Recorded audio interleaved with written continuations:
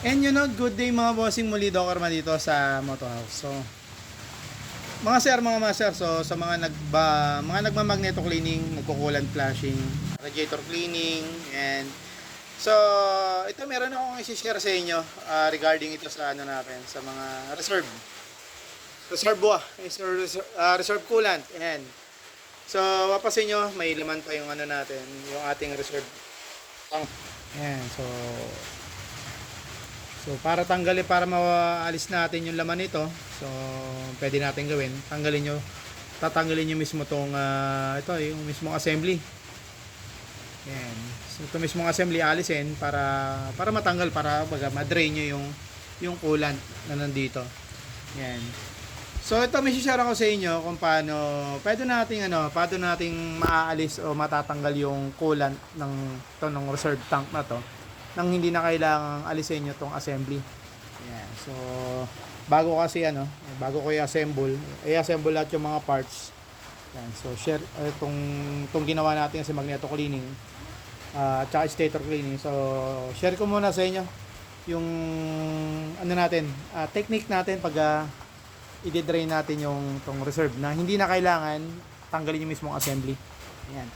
So ito, meron lang tayong gagamitin na tools. Ito, kung familiar ka dito sa tools na to. Okay. So ito yung tinatawag na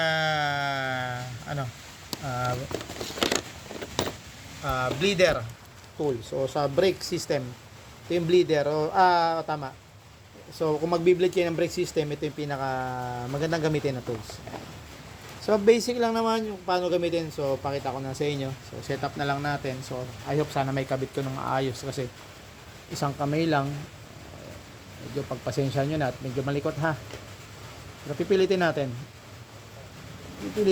na maikabit ng tama. Okay. So naikabit ko na yung ating canister o lagayan yan. Diyan mapupunta yung fluid. Yan. So next natin itong hose. Ito. Yung hose na to. Kabit lang natin dito. So pagpasensya nyo na malikot. Tayo ng pwesto na medyo hindi tayo mahihirapan. Pasensya nyo na, wala kasi akong katulong na maghahawak. Busy yung mga people dito sa amin.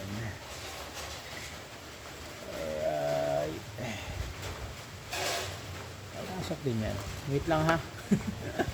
Pagpasensya nyo na, medyo nahihirapan tayo kasi isang kamay lang. Hindi ko na-set yung tripod. Mabilisan lang kasi itong video na to. Kumbaga naisip ko lang, tanggal tuloy. Wait lang ha.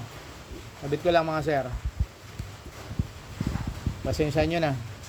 Naisipan ko lang bigla kasi ito i-share sa inyo kasi nga bago ko i-assemble tong ginagawa ko, tong magneto cleaning, bago ko i-assemble yung mga pyesa, yun, naisipan ko, i-share ko nga muna tong kung paano natin huhugutin tong okay, yan. So na-set up na natin, yan, pasin nyo.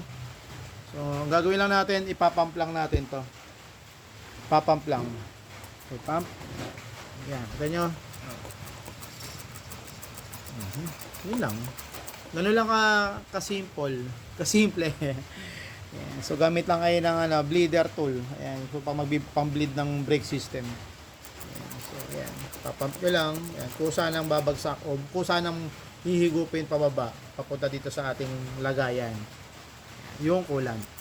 Okay, so no need na baklasin, disassemble pa yung ating reserve tank. Ayan. Pwede nyo namang yan, kumbaga itong hose, iyuyuko nyo lang. So, pwede naman, kaso minsan may naiiwan pa rin, hindi lahat nahihigop. Yan. So, mayroon pa rin natitira. At saka, syempre, yung coolant, diyan tatapon. Syempre, kung wala kayong pansahod, medyo magiging makalat. Sila mga sir, mga master, yan, sinare ko lang sa inyo kung paano natin pwedeng tanggalin o i-drain yung coolant na nasa reserve natin nang hindi na kailangan baklasin yung mismong assembly. Sila muli, mga bossing, mga master. Doc Arman dito sa Moto House. God bless sa atin lahat. Ride safe. Ingat tayo sa mga rides natin, lalo sa panahon ngayon sobrang maulan. Walang tigil ang ulan, ilang weeks na tuloy-tuloy yung pag-uulan. Ilang Ride safe. Let's go.